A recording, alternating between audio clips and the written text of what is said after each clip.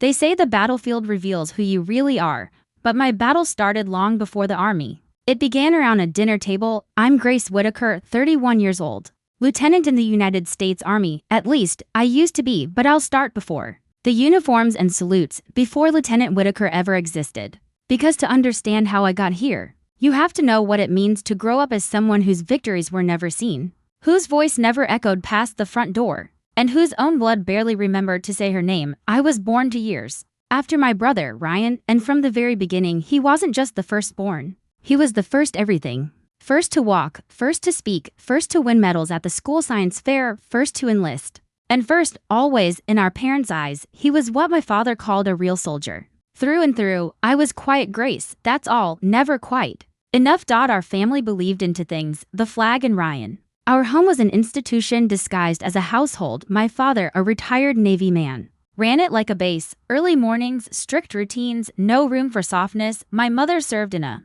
war hospital. She had a surgeon's hands and a martyr's silence. They loved us, I think, but only in the way soldiers love: orders, conditioned, detached. You learned quickly. The more you achieved, the more you were allowed to exist. Ryan thrived in it. He absorbed expectations like fuel. Captain of the football team, straight A student. Officer training school at 21. When he walked into a room, my father's spine straightened with pride. When I walked in, I swear the air just stayed still. I didn't rebel, I enlisted. People assume I followed Ryan's footsteps. That's wrong. I joined because I needed a place where my name had weight, where what I did mattered, not how loudly I spoke. I found my place in recon. I was good at reading terrain, anticipating threats, making hard calls in quiet tones. I didn't lead with charisma, but precision, and it worked. I earned respect. Promotions came slower than Ryan's, but they came. My coss knew I had their backs. I didn't need a spotlight to make an impact. Back home, it was a different story. Whenever I called, Mom would ask, "Have you talked to Ryan? He was just promoted again." Dad would mention how your brother's commanding real men now. Even on the rare holidays when I was home, the house had become a shrine to him. Plaques, photos, framed commendations. I searched for even one picture of me in uniform. Nothing. I didn't say anything. I never did. I just watched. I counted all the ways I wasn't seen. I smiled through their blindness.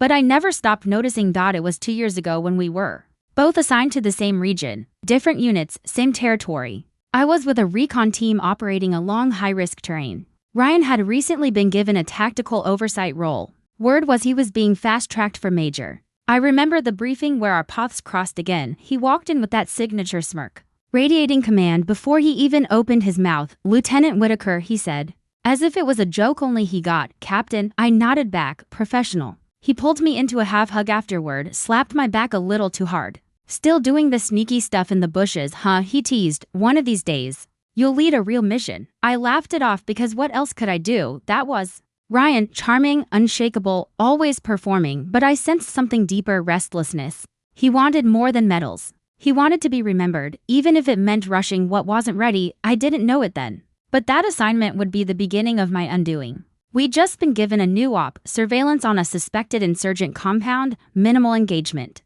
intel extraction only. I was the team lead. Ryan somehow was assigned as liaison oversight, strategy, coordination. It was strange. He wasn't even familiar with the area, but when I asked about it, command just said, "He's got high-level eyes watching. Just work with him." I should have seen it then, but I didn't. Not clearly. Instead, I focused on prepping the team, terrain maps, timelines, fallback points. I spent hours reviewing variables, rehearsing contingencies. Ryan spent those hours talking to command, trying to push the timeline forward. "Why wait till 200 hours? He said during the mission planning. "If we move now, we'll catch them before they scatter." I shook my head. "The satellite passes at 01 for 50. We'll lose eyes if we go in blind. You want to run an op in total dark with half the intel." He leaned back, confident. "Sometimes speed is the intel.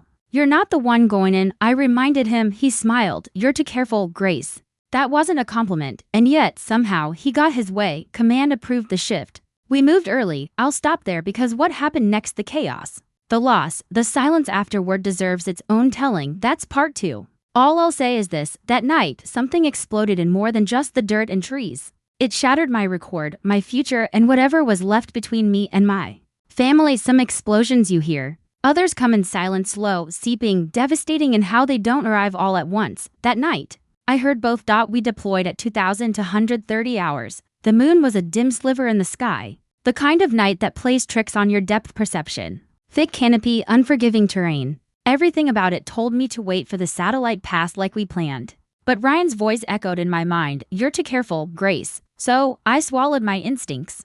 I gave the green light. I remember crouching in the mud, my boots buried ankle deep. Sweat trickling down the curve of my spine. We moved fast. 3 teams fanning out. I led system, led point, guiding the rest with hand signals. My heart counting seconds more than steps. Then it happened, a flicker, a shadow, not ours. The blast came milliseconds later. We walked into a trap, tripwires, remote charges. Someone had known we were coming, and exactly when. Corporal Dean was thrown 5 meters by the first blast. I reached him crawling, his vest half melted. His mouth open but silent. He died before I could stop the bleeding. Our comms scrambled. Extraction was a nightmare. One of the birds took fire on approach and spiraled out before it could land. To dead, 5 wounded, all under my command. When we finally pulled out hours later, I collapsed beside the landing zone and stared at the sunrise like it had betrayed me, too.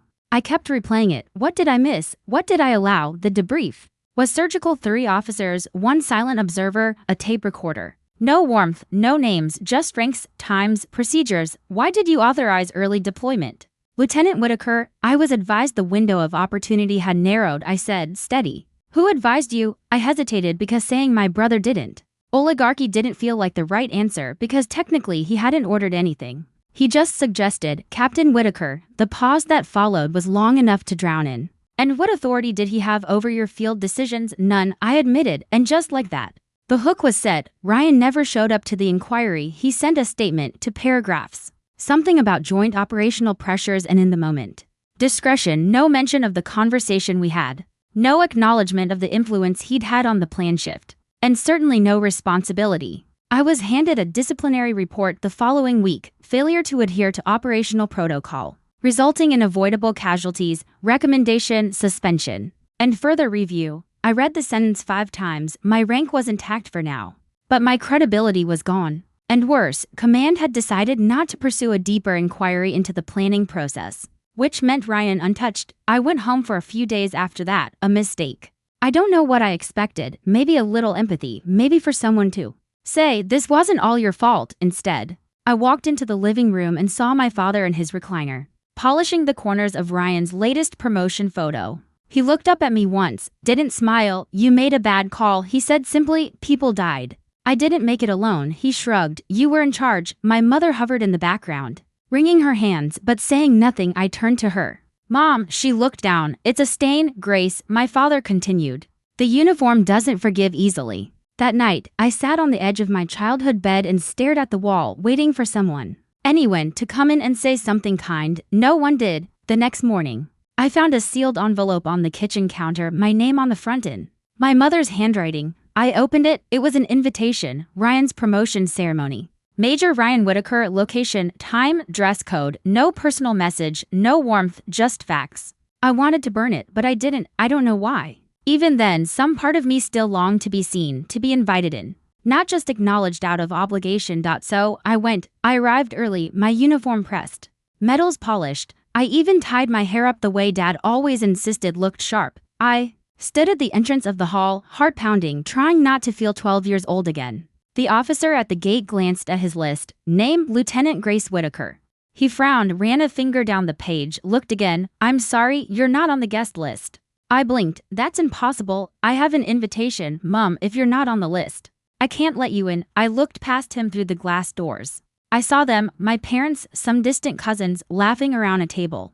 My mother adjusted Ryan's tie. My father beamed. I turned back to the officer. It's fine, I said quietly, forget it, and I walked away. That was the last day I spoke to any of them. No calls, no emails. I blocked every number that shared my blood. I didn't cry. I didn't scream. I just disappeared. But the thing about disappearing is sometimes it gives you space to rebuild. Because the truth never stays buried forever, and neither do soldiers like me. There's a strange kind of silence that comes after disgrace. It doesn't shout, it whispers. The world doesn't slam doors in your face, it just forgets to hold them open. I disappeared from the military base within 72 hours. They called it extended leave, pending review. But we all knew what that meant. I cleared out my locker, returned my sidearm, folded my name patch into a neat little square and placed it In my duffel bag right on top, a reminder or maybe a warning, this is how fast they can erase you. I moved to a small town 3 states away, rented a 1-bedroom apartment above a hardware store. No uniform, no rank, just a girl with ghosts for company. I spent weeks in a routine that made no sense. Wake, run, stare at the wall some nights. I'd dream of Dean calling out for help. Other nights, it was my father's voice, "You made a bad call." But the worst was Ryan's silence. Not a single message, not a single word. I could have let it all rot inside me. I almost did. But something colder than grief started to grow in its place. Not revenge, resolve. I started digging. Military reports are a maze. Most doors are locked unless you know how to ask the right question at the right clearance level. But I had contacts, quiet ones, people who still remembered what kind of soldier I'd been. It started with a single classified attachment, satellite surveillance timestamps from the night of the mission. The file showed it clearly. Our window hadn't closed. In fact, Command never issued any order to shift our timeline. The authorization Ryan had spoken of, non-existent. I kept looking. I found internal messages. Time-stamped chats, one from Ryan to a logistics officer that read, "We can't wait for her recon pass, trust me, I'll take the heat if it goes south." But he didn't, he let me burn. I took everything I had and compiled a case, quietly, carefully. I didn't go to the press, I wasn't interested in scandal. I sent it straight to the Office of Military Ethics, no cover letter, just a data file, a brief report, and one sentence, "Truth matters, even when no one's watching." 3 months later, I got a call. The voice on the other end belonged to Colonel Rhodes, an old commander of mine. "We owe you more than an apology, Whitaker." I didn't say anything. I didn't trust words anymore. "We reviewed your file. You were cleared. The official record has been amended. You're eligible to return if you want to." I wanted to say no. I wanted to pretend I was above it now. But deep down, I missed the sound of boots in sync. I missed purpose, so I said yes. I didn't return with fanfare. There was no parade, no sudden embrace. But I came back with fire. Assignments followed, missions, commendations, but this time, I didn't hide in the shadows. I led. I rewrote my own story, one operation at a time. No shortcuts. No politics, just precision, strength, and relentless discipline. People noticed. My name, once buried in the fine print, began appearing in official briefings again, this time with respect attached. They started calling me ma'am, then commander, and eventually General Whitaker. Years passed. Not many, just enough. One morning, I received an encrypted message marked high priority. It was an official invite to an anniversary celebration for the 12th Infantry Division, the same division that had buried me years ago. The message read, "All high-ranking personnel requested to attend. Distinguished commendations will be awarded. Formal ceremony." There was a list of those expected to be in attendance. My eyes froze onto names. Colonel Arthur Whitaker, Major Ryan Whitaker, my father, my brother. The irony bit deep. I wasn't just invited now. I was being honored. I sat in my quarters that night, staring at the glowing screen. I thought about the girl who walked away from a promotion ceremony she wasn't allowed into. I thought about the woman they tried to erase, and I smiled, not because I wanted revenge. Not even because I'd finally won. I smiled because I was going to walk into that room as someone they could no longer ignore. I used to dream of this moment. Not the applause, not the medal, but the silence that follows. The kind where nobody interrupts because they finally see you. I arrived before sunset. My uniform was regulation perfect, pressed to crease, each ribbon aligned. My general's star sat high on my collarbones, gleaming with the kind of weight only the unseen ever earn, not just metal, memory. The venue was grander than I expected, a converted armory. Its steel bones still visible beneath crystal chandeliers and velvet banners. Honor and grit wrapped in elegance. I stepped inside, and the world slowed. Eyes turned. Some widened, others narrowed. A lieutenant I'd trained with years ago raised a glass mid-sentence and nearly spilled his drink. An admiral I'd once briefed stood up straighter, nodding with something like quiet awe, but I kept walking, not fast, not timid. A measured march down a corridor I once couldn't even enter. At the far end of the room stood a massive digital screen, scrolling names of distinguished guests. I saw mine near the top. General Grace Whitaker, guest of honor. I wanted to laugh, not out of joy, but because after all the years of being left off lists, here I was at the top of one no one could ignore. The ceremony began with speeches, long, predictable, almost sterile in tone. One by one, officers were acknowledged, each called up for achievements and accolades. The applause was polite, precise, restrained. Then the host stepped forward, "And now," he said, "we come to a name that deserves more than just a medal." A murmur went through the room. "Tonight, We honor a leader who not only returned from a wrongful accusation but rose to lead by example. A symbol of strength, resilience, and quiet command. Please welcome to the stage General Grace Whittaker. The room erupted, not politely, powerfully. Some people rose, a standing ovation, not all, but enough to make it echo. I walked toward the stage through a tunnel of claps and stares and 1,000 words no one dared to say out loud. I climbed the steps. The medal was already in the hands of a smiling 4-star general. He pinned it just over my heart and whispered, "They'll write this one down." They offered me the microphone. I didn't plan to speak, but silence would have felt like surrender. I stepped forward, adjusted the mic, looked into the crowd, and found them, my father. Back straight, lips tight, my mother beside him, hands folded like she was praying no one saw her, and Ryan staring at me like he was still trying to decide if this was a bad dream. "I wasn't supposed to be here," I said. My voice echoed, "That's the truth." Years ago, I stood outside a ceremony hall, dressed in the same uniform, and was told I wasn't on the list. A few murmurs, some eyes shifted toward Ryan. That day, I walked away, not just from the building, but from people I loved, people who believed I had failed, but I didn't walk away from who I was. Pause. I rebuilt myself, quietly, painfully. And when the truth came back around, I didn't ask for revenge, I asked for my place, silence. This medal isn't redemption, it's recognition. It doesn't erase what happened. It honors what I became because of it. Applause again, but I wasn't finished. I stand here today not because I was believed, but because I refused to disappear. I stepped back, and this time, I didn't smile after the ceremony. Dozens came up to me, young officers, veterans, women in uniform with tears in their eyes. One cadet whispered, "You're why I stayed in." I shook hands, I nodded, but part of me waited for the ones I knew would come last. My family, they stood across the lobby, grouped like a strange painting of the past, frozen, unmoving. I knew they'd speak to me eventually, but I wasn't going to make it easy. I never expected them to chase me, not when I walked away, not now. But here they were, standing in the quiet hallway outside the ballroom, looking like people who had just seen a ghost put on stars. My father spoke first, "Grace." Just my name, no rank, no salute. The same way he used to say it when I'd failed to meet his expectations. Except now, the failure didn't belong to me. I looked him in the eye. He still stood with the same rigid spine, but something in his shoulders had collapsed. Pride. Maybe, or the illusion of control. "You didn't tell us," he said. "You didn't ask." I replied. He flinched, barely, but I saw it. "You could have said something," my mother added.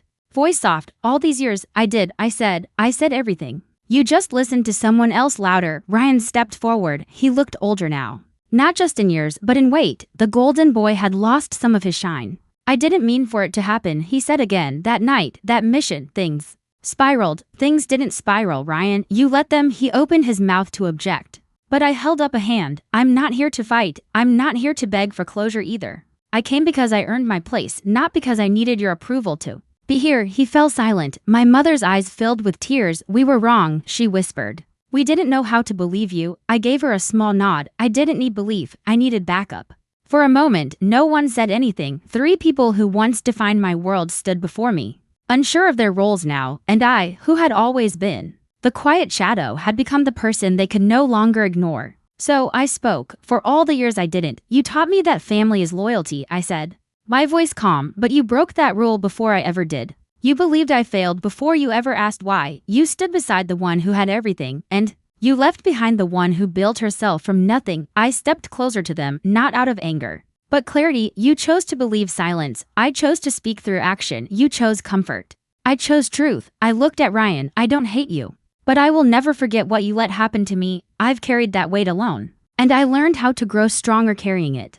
Then I said it, what I had waited a lifetime to say. "I don't need to be invited to the table anymore because now I build my own." They didn't answer. Not because they couldn't, but because they knew they had no defense left. And that was enough for me. I walked out of that hallway and into the cool night. Stars stretching across the sky like medals only I could see. Some people chase their family for validation. Others spend their lives proving they were worthy all along. But me, I stopped chasing. I stopped explaining. I stopped shrinking to fit their comfort because I was never too much. They were just never enough to hold what I was becoming. And now I lead, not because I need the world to remember my name, but because I finally remembered it myself. Grace Whittaker, General, daughter of no one, leader of many.